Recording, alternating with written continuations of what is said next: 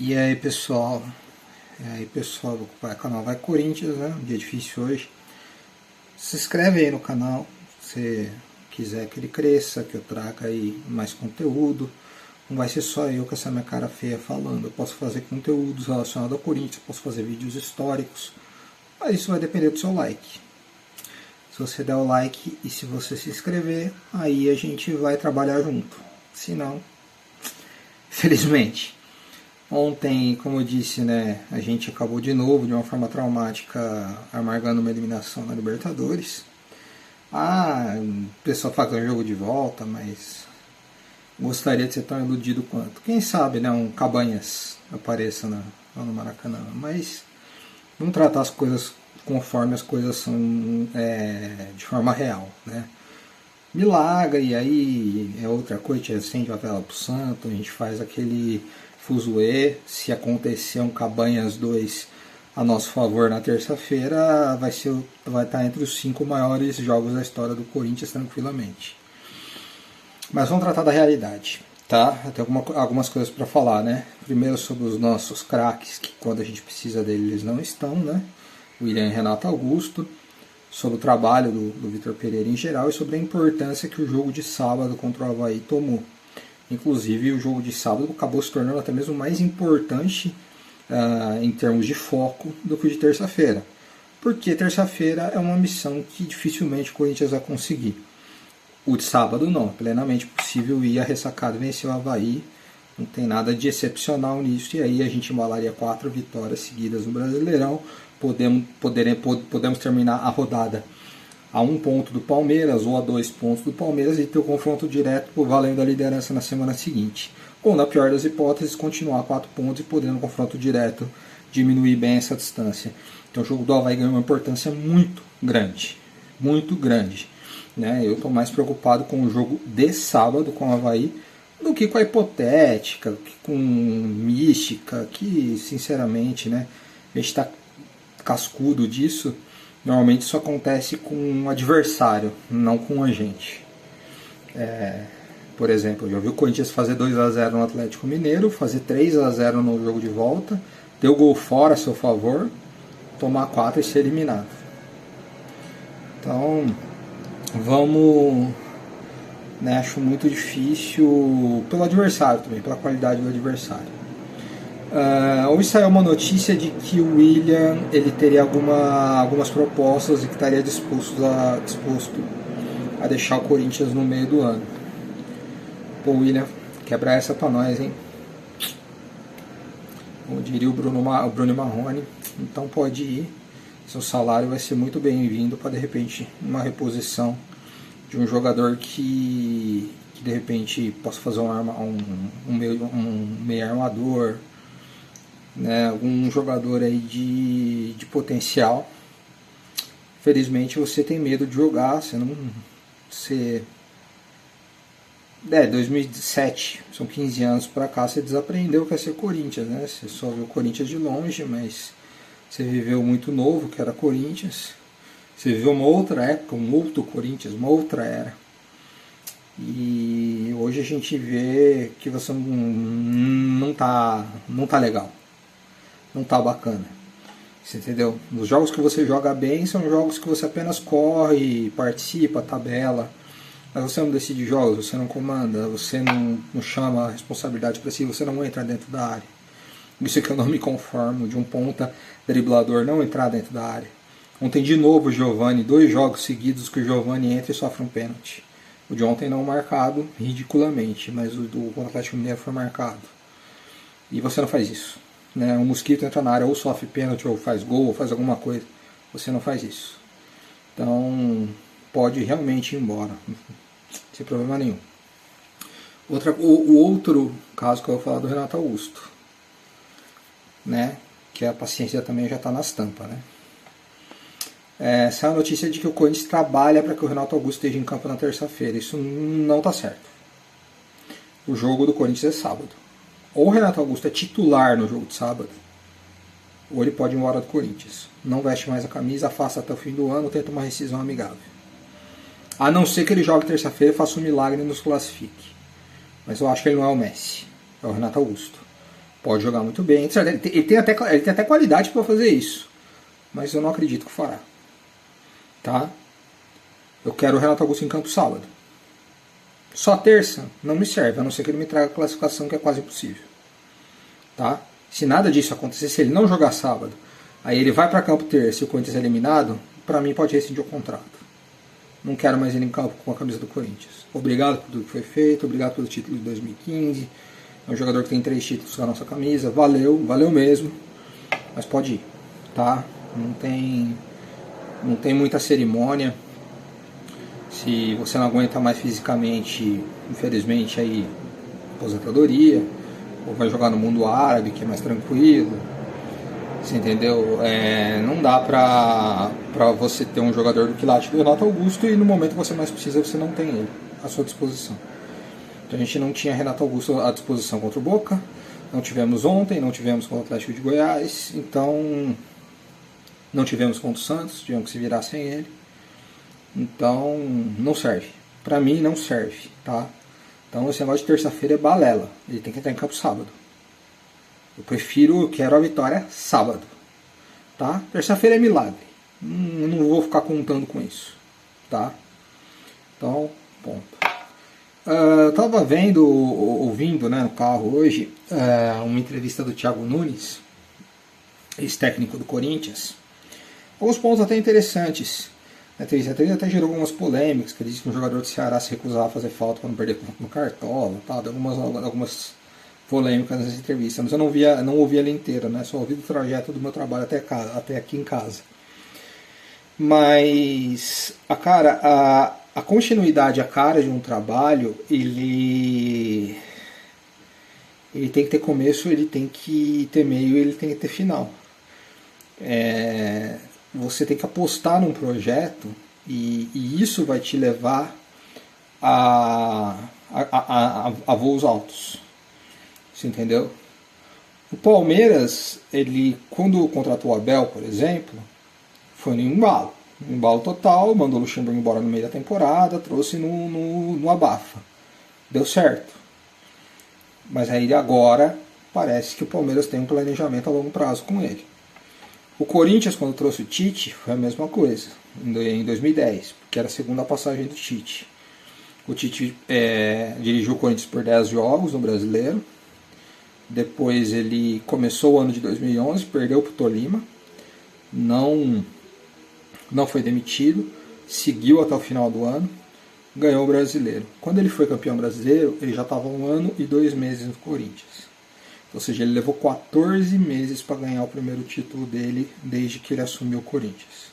Ele assumiu o Corinthians em outubro de 2010 e foi campeão no dia 4 de dezembro de 2011. São 14 meses. Não é pouca coisa. Depois o trabalho prosseguiu e vieram aí os anos, talvez o maior ano da nossa história. Então, é burro você já querer falar, errado, professor Pardal, manda embora, já traz outro. É assim que o Corinthians caiu e é assim que o Corinthians vem se complicando nos últimos anos. Entendeu? A gente tinha aquela filosofia de poucos treinadores, trabalhos longos, muitos títulos. A gente trocou por trabalhos curtos, Thiago Nunes, Mancini, a passagem do Carille, segunda. A gente foi cortando, Silvinho, tesourando trabalhos pequenos. E não ganhamos praticamente nada. Entendeu? Então o Vitor Pereira, ele mostrou que ele tem capacidade, sabe armar um time, que está com alguma dificuldade em ajuste de peças. E isso ele vai pegar com o tempo. Você entendeu?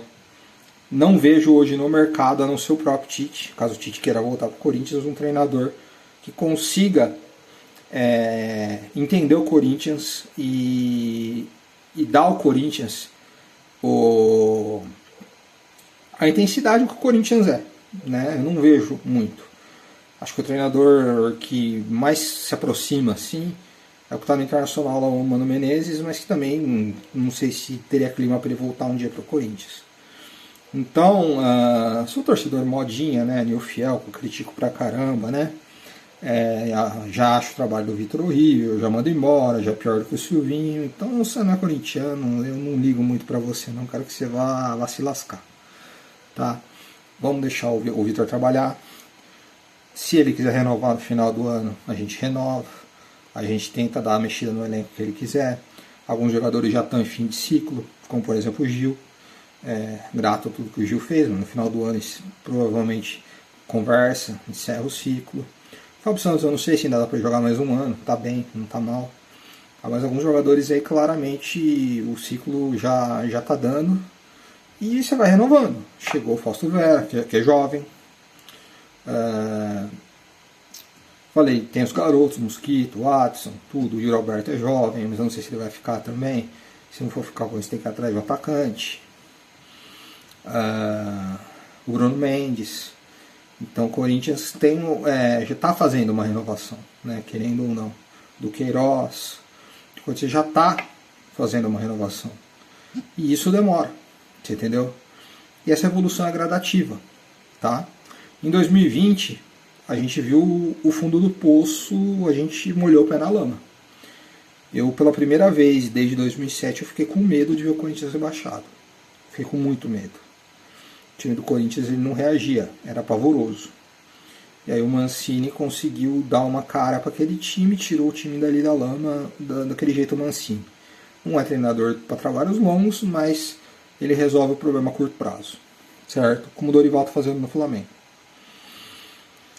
Aí, na temporada seguinte, o Corinthians vai com o Mancini pro Paulista, o Mancini prioriza o Paulista, joga a Sul-Americana fora, que é um erro grave. Que era um título muito importante que daria para ter conquistado. O Atlético Paranaense conquistou, né? Ele joga a Sul-Americana no lixo. E aí ele perde o Paulista e cai. Aí vem o Silvinho. Não dá certo. Apesar da ótima colocação que o Corinthians terminou o Campeonato Brasileiro. O Corinthians terminou o Campeonato Brasileiro em quinto lugar. Né? Vamos falar que isso daí também é a pior situação do mundo, que não é. Ficou a um ponto, acho, de terminar em quarto lugar. Né? Não foi uma campanha desastrosa. Mas o Silvinho ele não tinha confiança no trabalho que ele mesmo fazia. Então ele não tinha uma gestão, um comando, ele não tinha um norte. E o Corinthians se perdeu muito com isso. E errou talvez no começo da temporada em ter mantido ele em vez de ter trazido um treinador no começo para iniciar o trabalho. Mas tudo bem. 2021 foi muito melhor que 2020. Certo? 2021, como falei, a gente chegou ali à fase de grupos da Libertadores. A gente ganhou alguns clássicos importantes, ganhamos do Palmeiras, aquele jogo épico com o Roger Guedes, entendeu? Já foi um ano bem melhor. Aí chegou esse ano. Aí teve a troca, um ano com muitos jogos, porque vai terminar mais cedo com a Copa do Mundo e tal. E o Corinthians ele avançou às quartas de final da Libertadores, que não chegava a 10 anos. O Corinthians é vice-líder do brasileiro, está na briga pelo título brasileiro. Por mais que estão falando desde a terceira rodada que o Corinthians não tem chance nenhuma no brasileiro. E o Corinthians não sai do segundo lugar, do terceiro lugar, do primeiro lugar desde então. Já estamos aí indo para a 21ª rodada.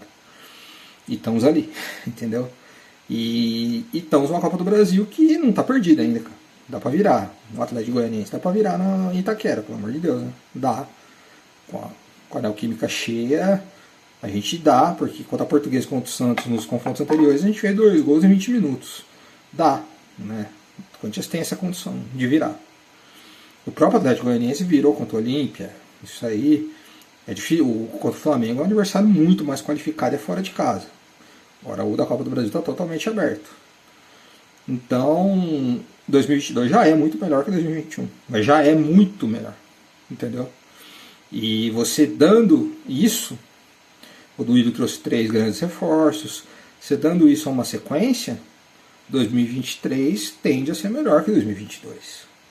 E assim sucessivamente, é assim que você faz. Vamos usar como exemplo o nosso rival, Palmeiras, que ganhou 2 Libertadores. Palmeiras perdeu 16 na primeira fase, 1. 17 nas oitavas, 2. 18 ele chegou na semifinal, perdeu também, 3. E 2019 ele perdeu nas quartas, 4.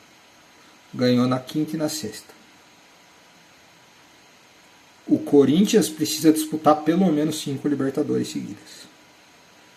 Que aí eu garanto que pelo menos uma vai ganhar. Porque se acostuma com o torneio. se acostuma com o que está acontecendo. Principalmente que a Libertadores está virando uma mini Copa do Brasil. Então, em confrontos assim regionais, grandes, o Corinthians normalmente consegue sair bem. Ontem foi um caso à parte, mas o Corinthians ele tem um quê quando joga contra times daqui, entendeu? Então o pensamento do Corinthians tem que ser disputar a Libertadores ano que vem. A gente vai ser eliminado na terça-feira e já o ouro em 2023. 2023 vão ter que estar lá de qualquer jeito. Aí a gente tenta, vamos para as quartas de novo, aí tenta pegar uma semifinal, vamos ver. E reforçando o time, as peças que não estiver funcionando você tira, aí você tenta repor e vai melhorando. E isso com um trabalho consolidado. E para mim o nome para consolidar esse trabalho é o Vitor Pereira. É burro falar que não. Você entendeu? É burro falar que não. Tem muitos jogadores que merecem críticas, tá certo. O próprio Vitor merece algumas críticas, merece. Ele erra também, todo mundo erra. Todo mundo erra sempre. Né? Não é perfeito. O Tite errava. Mas a gente tem que confiar e colocar. Porque trocar e voltar tudo para estaca zero, aí a gente regride, ao invés de progredir. Então o foco do Corinthians é disputar de novo a Libertadores ano que vem. Aí já vai ser a segunda. Aí pode ser que não ganhe também, mas aí tem que disputar 24. Aí a terceira. Aí a chance de ganhar vai se aproximando mais. Entendeu? O Corinthians passa a ser uma figura frequente no torneio.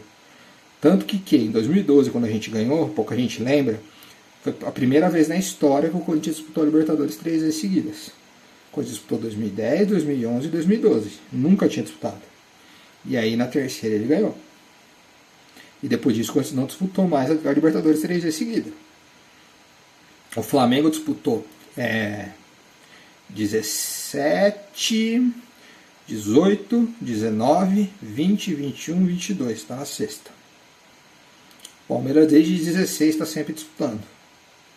Por isso que são os times que estão aí sempre na frente. O Palmeiras levou 2, o Flamengo levou 1, chegou numa outra final e deve chegar em outra.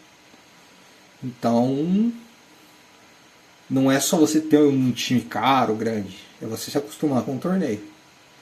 Entendeu? Você joga estaca zero, aí de repente você não disputa uma Libertadores um ano, aí você quebra esse ciclo e acaba tudo, e aí volta de novo, daqui a 3 anos disputa novamente, aí fica aquele desespero, aí volta aos anos 90. Então, nada de terra arrasada, o trabalho continua, o ano continua, o Corinthians está em pé. Sábado o jogo é importantíssimo, sabe? É aquele jogo que a gente precisa de 3 pontos, a gente precisa, e dá para buscar 3 pontos, e aí a gente chegar no clássico contra o Palmeiras para decidir mesmo. O que aconteceu terça-feira, não tomando uma goleada acachapante, já tá valendo. A gente perdeu a chance ontem de ter alguma esperança. Tudo bem? Venho pedir novamente para você se inscrever, compartilha esse vídeo, dá um like, segue aí no Instagram. Vai Corinthians, até a próxima.